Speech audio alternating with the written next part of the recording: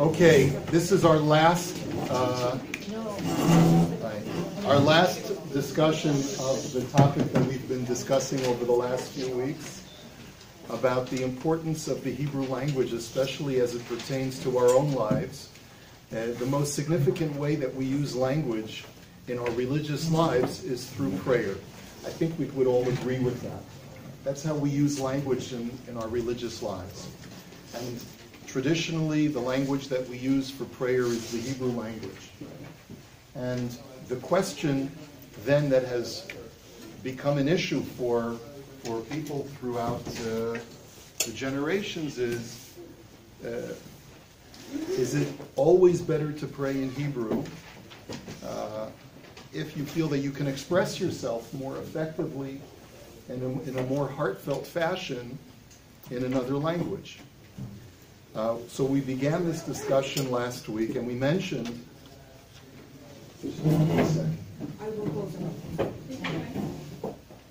We mentioned that the Rambam was of the belief that standardized prayer was a concession to society's ignorance, but that standardized prayer, the words that we have in the Siddur, really should not be the end-all of prayer. That's the foundation of prayer, because the rabbis of the Anshe Knesset Hagdola, according to the Rambam, according to Maimonides, felt that there was so much illiteracy within the Jewish community that had come back to build the Second Temple that they needed to create some standardized version that would sort of catch all of the different issues that are common to every single Jew within Klal Yisrael. And so we'll put together a whole bunch of petitions in the middle. We'll start with words of praise at the beginning, with words of thanks at the end of the Shemona Esrei. And so you'll have a comprehensive prayer even if you're totally illiterate and you don't know what else to say. But what does that indicate to us? The way that the Rambam has presented that idea of what the standardized Shemona Esrei is, that it's the starting point. If a person would not add his or her own petitions to that Shemona Esrei, then they're taking the prayer of an illiterate and using that as their primary prayer. That's a pretty sad state of affairs, right? We don't consider ourselves to be illiterate. We're articulate. We're university educated. So what if I can't say all that I want to express in the Hebrew language? Let me use the English language. Let me use whatever language I'm most articulate in to express my innermost desires and prayers for people who I love who are ill, people in my circle who need a refuah shalema, who need parnasa, who need a shidduch, who need to get married, who want a child, right? All of these things, if we don't add them in the course of our prayer, then we're utilizing the catch-all tefillah and not personalizing it. That for the Rambam is not really the main thing. It's not really avodah shebalev. And that's why built into the Shemona Esrei prayer is that blessing of Shema Kolenu, which is the catch-all of the catch-all, where the rabbis tell us that that's the place where you're supposed to insert personal petitions. But you can actually insert personal petitions at multiple places in the prayers, as long as you know the theme of the prayer. So for example, if a person wants to pray for refuah shalema, he's supposed to make that petition in the bracha of rifa'enu. If a person knows that he's done something specifically wrong, that he wants to ask Hashem for forgiveness for a particular really bad thing that I've done, and I know exactly what it is, and I know that I want to do tshuva, so that petition should be placed in the blessing of slach lanu. Right? If a person needs parnasa, then it's appropriate to put the petition in Barech Aleinu, which is all about asking God to bless us during this time. And of course, if you're not sure, then you use the catch-all blessing of Shema Kolenu. But it all gets back to the question of, is Hebrew inherently important such that if I don't know, and this is the big question that the poskim discuss, if I don't know the translation of the Hebrew words, but I can read Hebrew, which is very, very common, or let's say I've even memorized the words in Hebrew, is it better for me to pray in Hebrew without a full understanding of what I'm saying? Or is it better to say the words in whatever language I know, and I know well. There's two sources from Sefer Hasidim. That's Rabbi Yehuda HaChasid, Rabbi Judah the Pious, who lives in the 12th century, 12th and 13th century, who sort of led the pietist school of rabbis in Germany during this time, in the Rhineland during this time. And he has two sections in which he emphasizes his opinion on how a person should pray. Take a look at source number 2. He says, Tov lo la'adam she'yitpalel v'yikra et shema u'brachot b'lashon shemevin bo. It is better for a person to pray and recite the Shema and all of the other blessings of prayer in the language that he understands. Mishiyitpalel b'lashon hakodesh ve'eno mevin bo. Better to do that than to pray in Hebrew without understanding what you're saying. And how can I prove that to you? Dichtiv. And he quotes the verses in Sefer Yeshaya. So I have the quote in Isaiah in English so that you'll get a better flavor of what the prophet is really talking about. We'll read it in English. It's from the 29th chapter of Yeshaya, and the prophet states as follows. For you, this whole vision is nothing but words sealed in a scroll. And if you give the scroll to someone who can read and say, read this please, they will answer, I can't, it is sealed.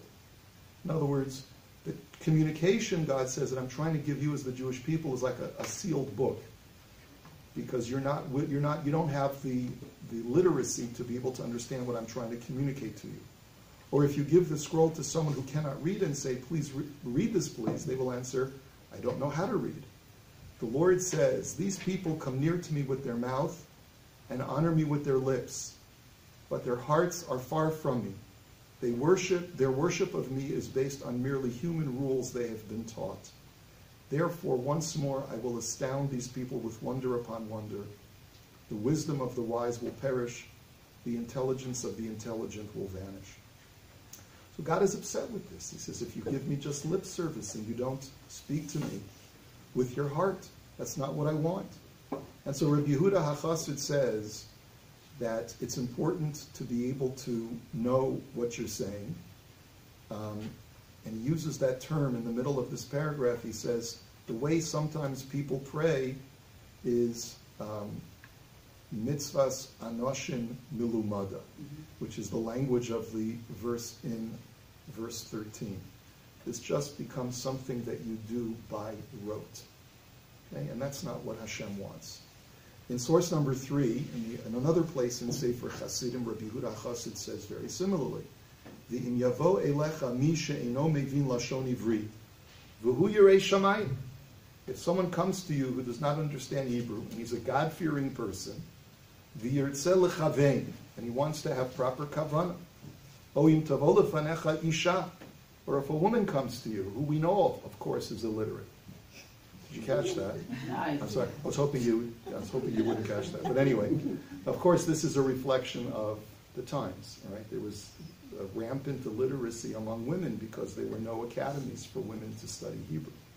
So, emor lahen sheyilmadu hatfilot b'lashon shemivinim. You should tell them to study the prayer in a language that they understand. Ki hatfilah eina ela b'havanat halev. Because prayer is only with a full comprehension of the heart. V'im halev, or really he means the mind, the consciousness. V'im halev eino yodea ma sheyotzim mipiv, ma moyelo. If the heart doesn't understand what you're saying, then of what benefit is it? Lakach tov sheyitpalel ba'oto lashon shel mevin. It is therefore always better to pray in the language that one understands. Now, this is Rabbi Yehuda HaChasid speaking forcefully about if you don't know the Hebrew, then pray in English, pray whatever language, pray in German, French, whatever language you understand. It seems pretty clear. Can't get more forceful than that. And yet, by the time we get to the Shulchan Aruch, it's Yachol Yitpalel, B'chol Hashon Sheyirtzeh. A person is permitted to pray in any language he understands. Not that you're obligated, but that you're permitted to. And sort of the Shulchan Aruch, uncharacteristically, sort of doesn't give you real preference as to what to do. But it's your option. If you want to, you can pray in Hebrew. If you want to, you can pray in whatever language you understand. And I don't have the full quote for you here because we're going to get bogged down in the minutia, because there's a lot of discussion about praying in foreign languages when you're not within a congregation and so forth, but we'll leave that aside for now. What the relevant part that I want to bring to you is the Mishnah Brura and the Biur Tefillah. These two commentaries are written by the same author. Who wrote these two commentaries? The Chafetz Chaim. Rabbi Yisrael Meir Kagan, in the early 20th century, late 19th, early 20th century, wrote this commentary on the Shulchan Aruch. And of course, it is the standard and considered by many to be the final halachic authority on so many various issues. So the Mishnah Brura tells us something very important that has gone on between the times of Rabbi Yehuda HaChassid through the 19th century, now into the 20th century. He first makes reference to a tshuva, a responsum that was penned by the Chatam Sofer, who lives in the 19th century. The Chatam Sofer was known for many things. He was perhaps the leading rabbi of his time, who recognized a leading rabbi at this time, Rabbi Moshe Sofer. But one of the other things that he was very much known for was his ardent opposition to the Reformation that was taking place in the 19th century. This was really a game changer, not only from a sociological point of view for Jewish society, but it also affected the way that many rabbis viewed certain aspects of halacha. And as you'll see, a lot of times halacha has to adapt to not only changes that occur within the Jewish community, but also if there are new threats to the Jewish community, to Jewish practice, halacha will sometimes adapt to take an oppositional stance to something that is viewed as threatening to the Jewish community. There have been many instances of this, and we can even point to instances within our own generation where, many times, despite the new technological advances, there may be certain communities which take an oppositional position towards the use of certain new technologies because of the threat that is perceived that they bring to traditional religious practice, traditional religious worldviews, and so forth. Well, the 19th century is no exception. The Reformation becomes a threat to the traditional way of life, and especially synagogue life. So you may think that the biggest threat to synagogue life was the removal of the mechitza in the Reform service. That was one issue, and it did become a very important battleground issue. But there was another very important issue, that specifically as it relates to language, which is our topic of discussion today. And that was that the services in the Reform synagogues were eliminating Hebrew from the liturgy, because they felt, let us have people pray in German, which is the language of the people on the street, so that everyone will understand the Hebrew language.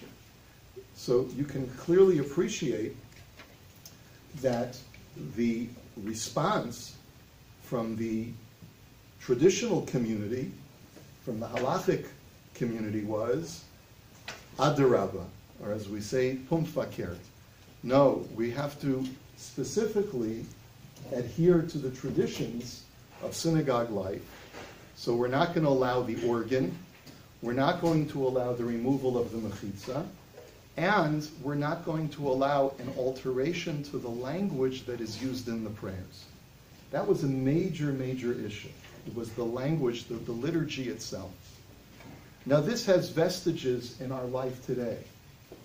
You may notice that there are certain congregations that allow responsive readings in English, even in Orthodox congregations. Have you ever had that experience? You go to a shul and they'll have readings in English? Not Orthodox. No, but even Orthodox. Even, guess what? Okay, guess what? Who was here since the beginning of this congregation? Anyone in this room? Okay. Pretty well. Okay. According to Rabbi Taub, Shlita, the BAYT used to have responsive readings in English when it first started, right? Because this shul was started specifically for Balei Tshuva, who did not have a mastery of the Hebrew language and of the liturgical sections. And so, in a way of initiating and getting people to get used to the liturgy, it was do you remember this? No, I'm not from the very, very beginning. Okay, but that's what I'm... On Yontif, maybe, we would have the minyan in the Perlis Hall, Yeah. and some of the davening on Yontif would be in English, and they would make and explain it and something like that. Yeah. So, yeah. And when I was a rabbi in Pennsylvania on the high holidays, when we had a lot of people who were the once-a-year people, we used the Birnbaum Machzor, and we had responsive readings in English, like for, let's say, V'chol Ma'aminim, which on certain days runs on for pages, the V'chol Ma'aminim. And so you could either have half the congregation get the glazed over look while the Chazan is saying it with the few initiated, or you can have the congregation participate. So this is what we did. That was the tradition in Allentown, Pennsylvania. And there are many even Orthodox congregations, but the more, let's say, non-outreach Orthodox congregations, to even think of having a responsive reading in any language other than Hebrew is unthinkable. But why? Why is it so unthinkable? It has to do with the historical backdrop of the Reformation of the 19th century. You have to understand, halachic standards and even communal standards, many of them are based upon reactionary actions that are taken against the Reformation of the 19th century. And it's important to know that. A number of reasons why it's important to know. This may be a little bit of a soapbox moment. There are many rabbis who say that it is absolutely forbidden to enter into a reform or conservative temple for any reason whatsoever. And of course, that's community specific. That is community specific. For example, in Los Angeles, where I come from, one of the most popular catering halls is in a conservative shul, right? And it's under the highest kashrus supervision, right? Because that's just the community standard, right? And here there are many rabbis who will tell you that no matter how kosher, it's under COR supervision, but you can't walk into a conservative shul, even if you're just going to the social hall for a simcha, right? But you have to understand why that. How did that start? What is that a reaction to? Well, God forbid you're going to give credence to the conservative Jews. You're going to give credence to the Reformed Jews. Or not so much that they're Jewish, because everyone acknowledges they're Jewish, but you're giving credence to that form of religious expression.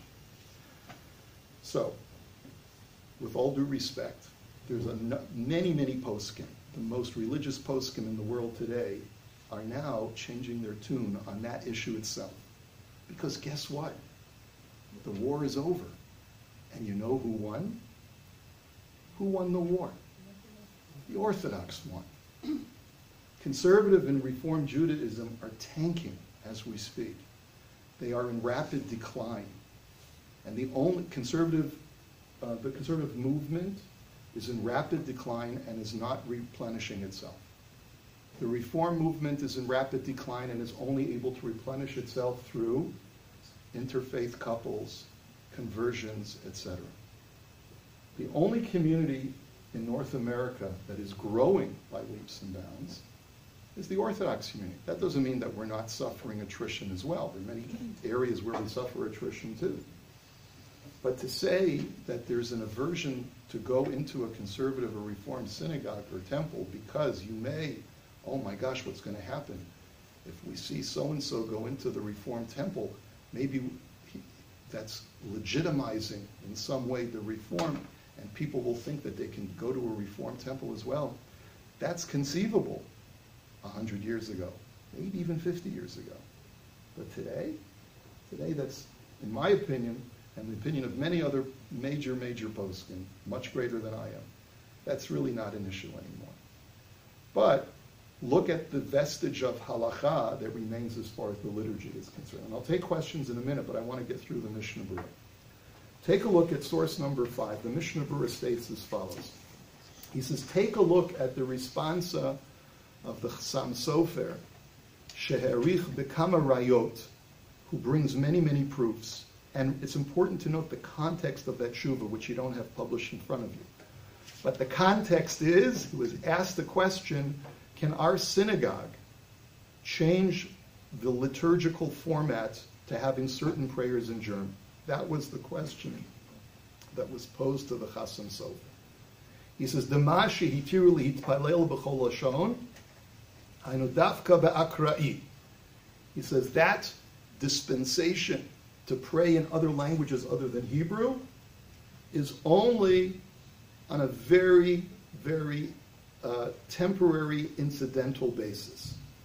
Aval likvoa b'kfiyat timidit, but to make that the institutionalized format, ulaha'amid shatz, ulahashkiach lashon hakodesh legamre, and to set up the shliach tzibur, the leader of the prayers, that he should say prayers in a foreign language, so that we forget lashon hakodesh, that we forget Hebrew. Ze'i efshar b'shum ofan. That you certainly cannot do. Ayin sham, he says, take a look over there. He says, Va'od machmat kama v'kama te'amim nechochim. He says, for many other reasons that are quite solid, he'erichu kol ga'onei hazman b'sefer divrei habrit v'hiskimu. Many, many of our leading rabbis of our generation come to the same consensus and have agreed in this book called Sefer Divrei Habrit, which is a polemic against the Reformation, she'isur gomer hu la'asot kein, that it is absolutely forbidden to alter the standard liturgical service. Ula'afuke nikitot chadashot shenitpartzu mechutz lamedina bazeh. And this, of course, is as a polemic against these new groups who have burst forth brazenly to go outside of this etiquette. They've gone so far as to translate the entire Siddur into the language of the public. And one sin will lead to another.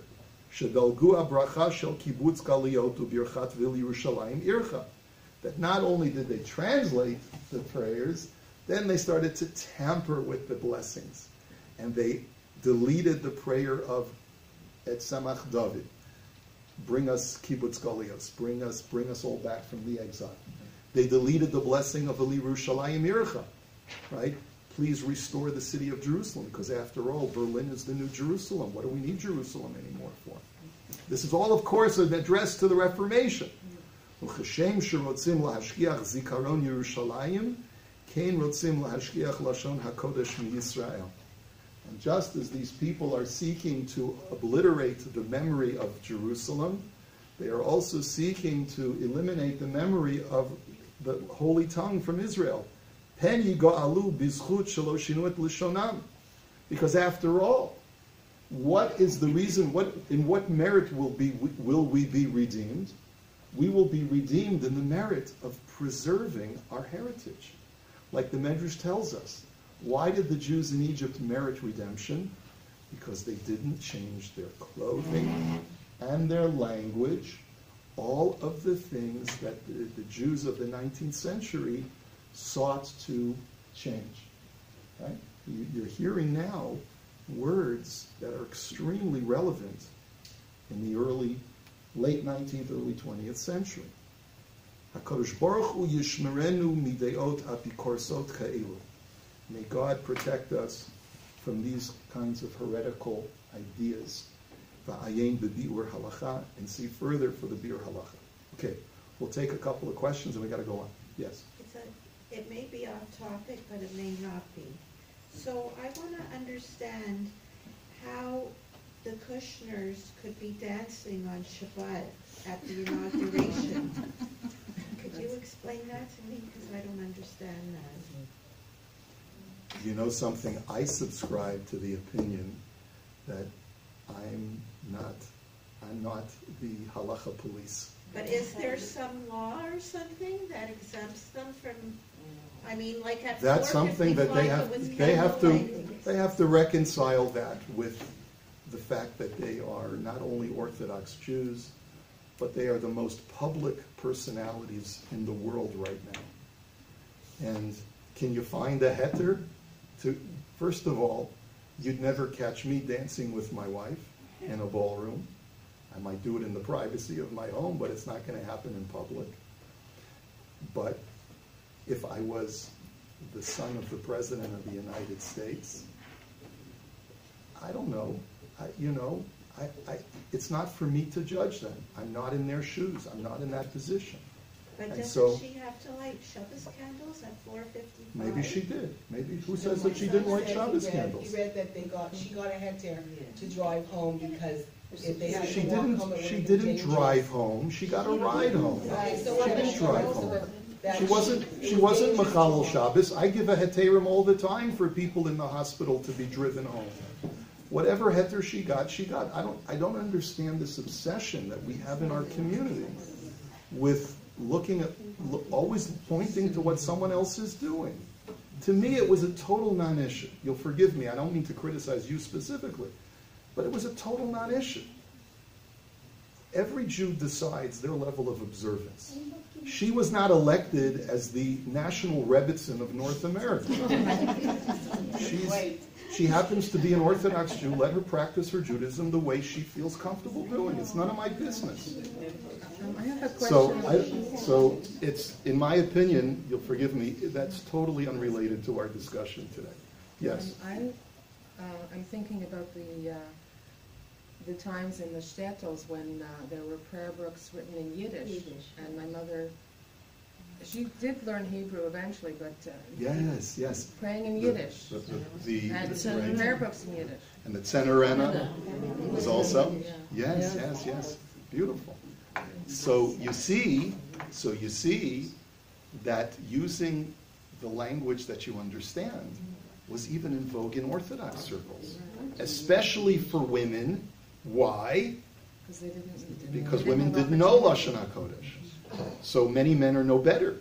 Right? The only reason that men davened in Hebrew was because, there was an assumption that you knew Ivrit. But as the generations continued, even men became less educated and didn't understand it fully.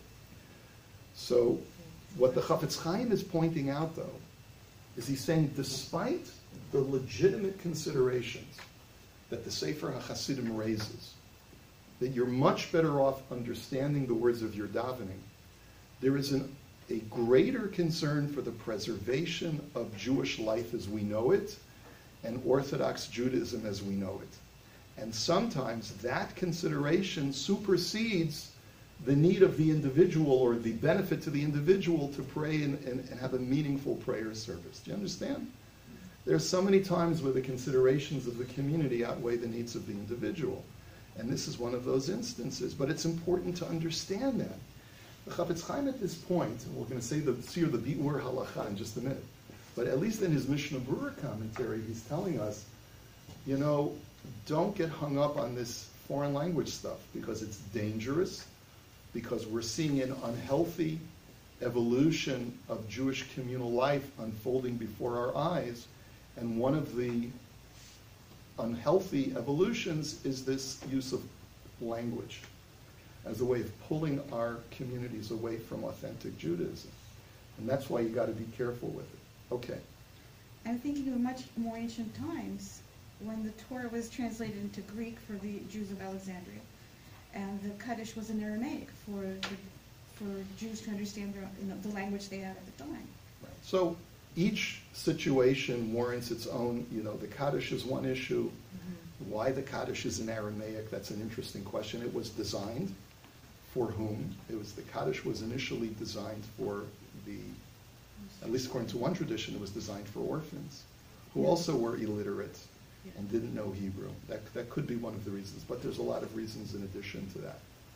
And the Sefer Torah translation, it was really done according to the Talmud. It was not a preferred thing. It was considered to be. The rabbi said that there was originally a fast day that was instituted because the Torah was translated into Greek, because the Torah's translation into Greek represented an overexposure of something holy that should have been reserved only for the Jewish people. Which led to, English. It led to Hellenization, and it led to eventually the Torah proliferating well beyond its the circles that it was originally intended for. Yes. I kind of have to beg to differ with you a little bit. I don't necessarily think that the Orthodox have won the war, because I think if you look at, yes, Orthodoxy has been maintained, preserved in its original form, but if you look at the number of Jews who have left Orthodoxy, or who are not even associated with Judaism at all, assimilation is like humongous. It's not humongous in the Orthodox world. It's not. It's not in the Orthodox world. It's humongous in the conservative and Reform world. Okay, Children of conservative and Reform Jews are intermarrying en masse. Children of Orthodox families are not intermarrying en masse. It does happen. We do have a hemorrhage problem, but it's not nearly as great as it is in the non-Orthodox world. If you look at the original number of Jews in total, right, who were Orthodox, you would say originally the larger proportion of Jews were Orthodox. Over the period of time, hundreds of years, hundreds of years, even from the 18th century, there's less Orthodox.